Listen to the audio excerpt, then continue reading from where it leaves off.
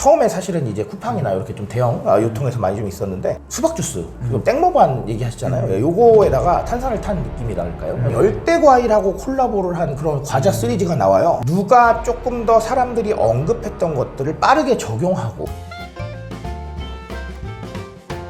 네, 오늘은 요즘 소비 트렌드 2025의 저자 노준영 작가님 모시고 이야기 나눠보도록 하겠습니다.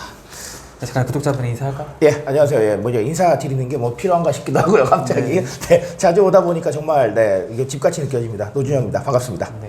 뭐 지난번에 나오셔가지고 트렌드, 이제 굉장히 빠른 트렌드에 대해서 재미있게 이제 풀어주고 계신데. 네, 맞습니다. 오늘도 이제 몇 가지 좀 주목할 만한 트렌드를 준비해 주셨죠? 오늘도 좀 가지고 왔습니다. 네. 뭐 재밌는 거 여러 가지 아이템 가지고 왔는데 한번 좀 말씀드려보도록 하겠습니다. 첫 번째 이제 트렌드, 이제 부르르 제로 콜라 수박. 맞아요. 제로 콜라 수박.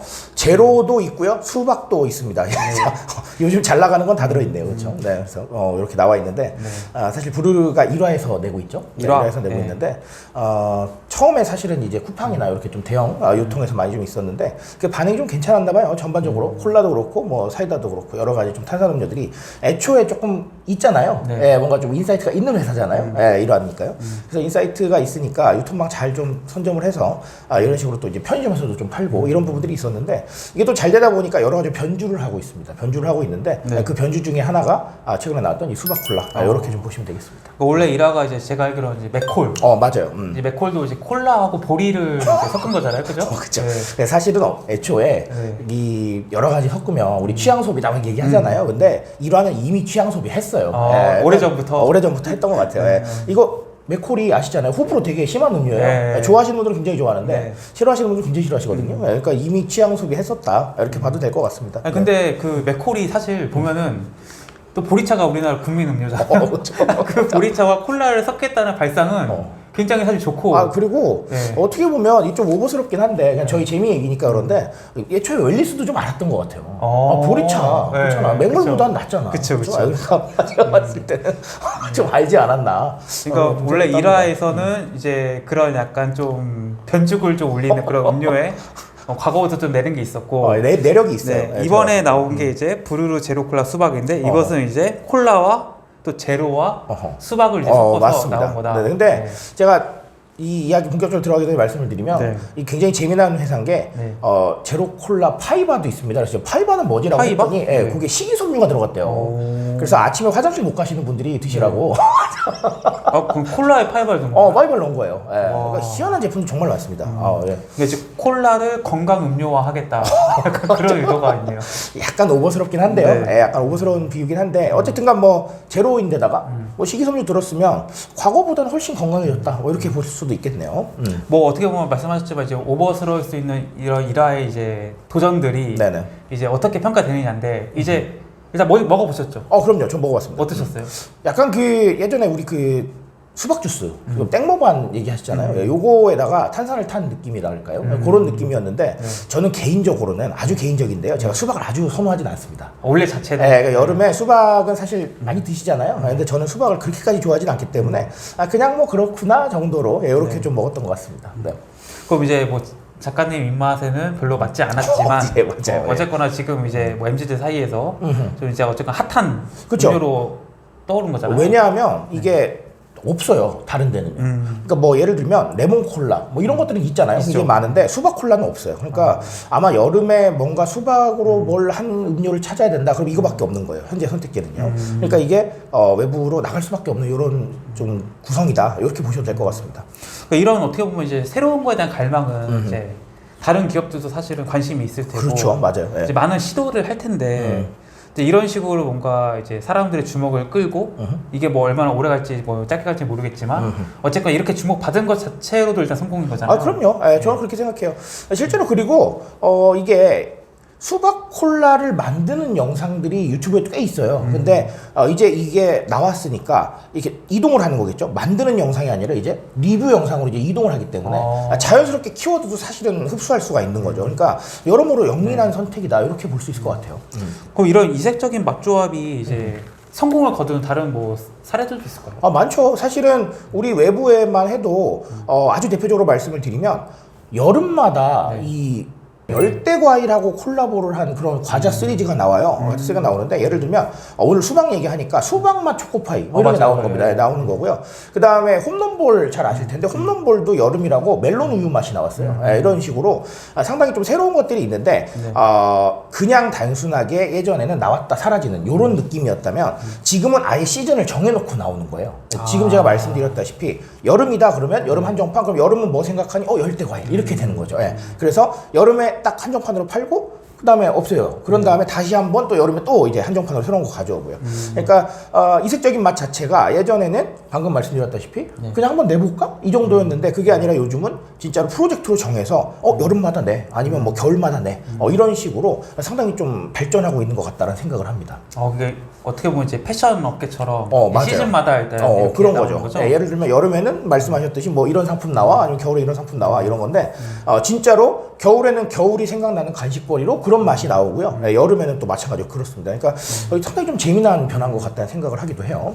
그럼 이런 전문가님께서 보시기에는 이런 브루르 제로 콜라 수박처럼 뭔가 기존에 없던 새로운 시도가 성공하려면 어떤 것들이 필요하다고 생각하세요? 일단은 이거는 딱 하나만 생각하시면 되는데요. 네. 언급량이 있느냐 없느냐가 저는 중요한 것 같아요. 예, 이게 무슨 얘기냐면 우리 그 모디 슈머라고 트렌드 아마 들어보셨을 겁니다. 예, 모디 슈머가 뭐냐면 이 모디파이하고 컨슈머의 합성어인데 내가 창조하는 소비자를 말합니다. 그러니까 우리가 원래는 이제 인스트럭션이라고 이제 표현을 하죠. 이렇게 먹어라는 이런 얘기가 있는데 예를 들면 라면 같은데 뒤에 보시면 뭐 물 500ml 넣고 그렇죠. 뭐 3분 있다 먹어 이런 게 나오는데 그런 게 아니라 사실은 취향에 따라 갈리시잖아요. 뭐 약간 좀 짠 거 좋아하시면 물 덜 넣으시고 그리고 저처럼 꼬들면 좋아하시면 좀 덜 삶고 이런 것들이 있는데 이런 것처럼 내가 그냥 원하는 거를 조합을 해서 먹는 겁니다. 그러니까 예를 들면 수박도 뭐 있을 수 있고요. 아니면 콜라도 있을 수가 있지만 둘 다 좋으면 그냥 조합을 한번 해볼 수도 있는 거거든요.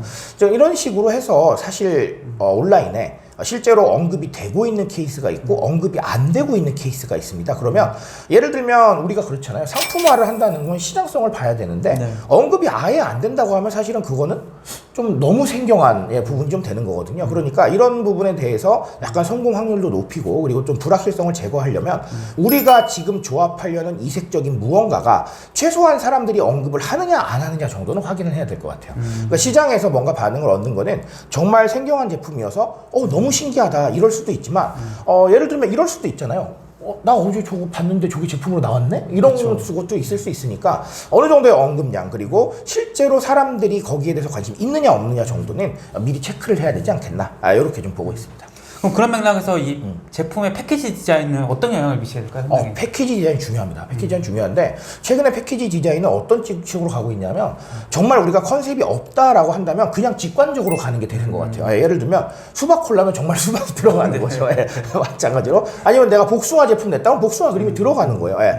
실제로 최근에 탐스도 뭐 좀 신제품이 좀 나왔었는데 그냥 그 과즙에 해당하는 과일을 그냥 직관적으로 배치를 했어요. 그러니까 멀리서 봐도 저거는 그 맛이겠구나 라는 걸 알게 되는 거죠.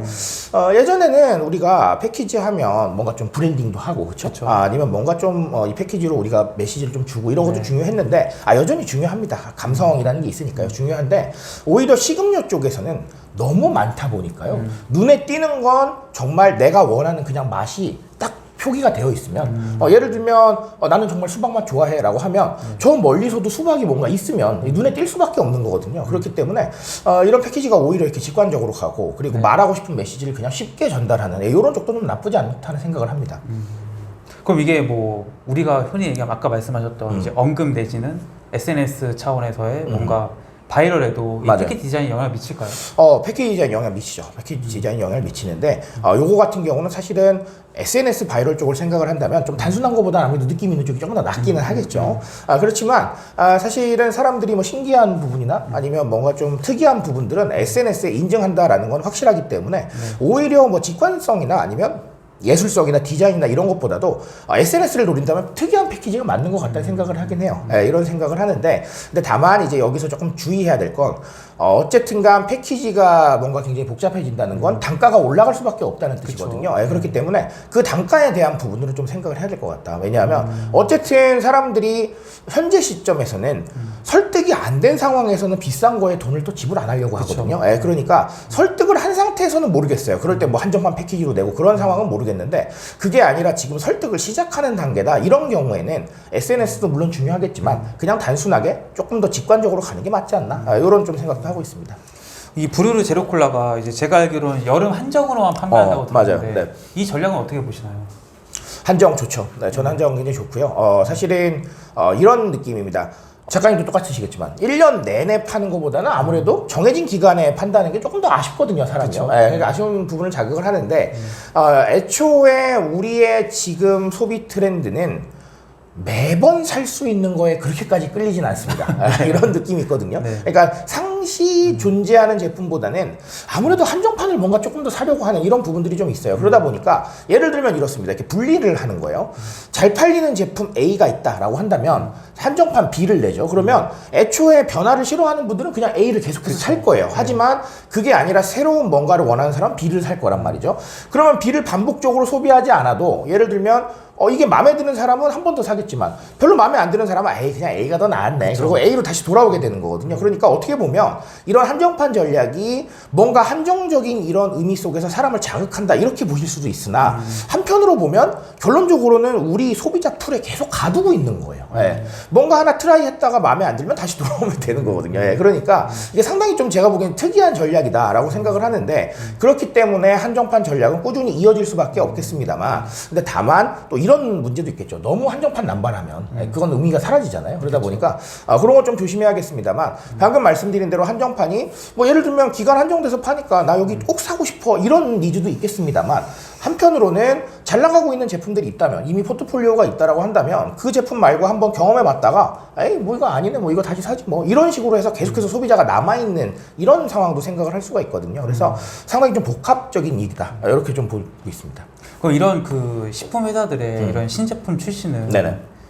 이게 자신의 시장을 더 키우기 위한 건가요? 아니면 이러지 않으면 시장을 뺏기기 때문에 하는 생각인가요? 둘 다 약간은 있다고 생각을 해요. 그러니까 무슨 얘기냐면 시장을 좀 더 키운다라는 측면에서는 어쨌든 간 한정판을 경험해 본 사람이 마음에 들면 우리 제품을 좀 더 볼 수도 있으니까요. 그렇죠. 이런 측면이 있긴 한데 근데 다만 이 측면이 너무 강하지는 않다라고 보는 게 실제로 그렇게 해서 연결되는 게 쉬운 부분은 아니거든요. 그래서 어느 정도 그 부분도 있긴 합니다만 저는 오히려 방금 말씀하신 대로 기존에 있었던 시장을 안 뺏기기 위한 시도다라는 부분이 화제성에 대한 부분이 있거든요. 화제성에 대한 부분과 화제성에 대한 키워드를 우리가 계속 잡고 있느냐 잡지 못하느냐는 지금처럼 빨리 돌아가는 트렌드에서는 상당히 좀 중요한 부분이 될 수도 있습니다. 왜냐하면 다른 기업들이 뭔가 움직이고 있을 거거든요. 그럼 뭔가 빵빵 터뜨려요. 그러면 같은 카테고리에 있는 이 지분을 다 그냥 가져가는 거거든요. 화제성을요. 그러면 이거 짜증 나겠죠. 그리고 그 화제성 돌아오기 전까지는 사실은 SNS나 이런 쪽도 그럴 거고요. 그러다 보니까 저는 개인적으로는 기존 시장의 뭐 유지나 아니면 고객 더 확보 측면도 있긴 있으나 조금 더 중요한 건 현재 이 경쟁적인 시장에서 내 포션을 뺏기지 않고자 하는 이 의지가 아닌가 이렇게 좀 판단합니다. 그러니까 이제 뭐 브루르 제로콜라 수박이라는 것을 이제 처음 먹어본 MZ들은 어쨌거나 뭐 이게 우리가 솔직히 얘기해서 좀 일화에 대한 이미지가 별로 좋지 않잖아요.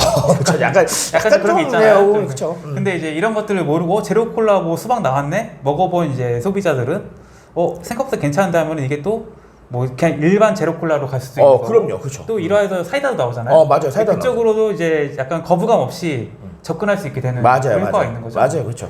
예를 들면 그렇습니다. 우리가 탄산음료라고 하면 아무래도 뭐 콜라 제일 먼저 생각하는데 코카콜라가 제일 먼저 생각나잖아요. 그쵸. 그건 누구나 그럴 겁니다. 근데 이게 새로운 경험을 뭔가 줘야 여기서 이탈을 하게 되는데 똑같은 콜라 제품으로는 사실 그게 쉽지는 않다는 거죠. 왜냐하면 이게 뭐 맛에 대한 거는 서로 생각은 다르겠습니다만 그쵸. 어쨌든 간 지배적인 제품을 우리가 이긴다라는 건 바위의 돌치기예요.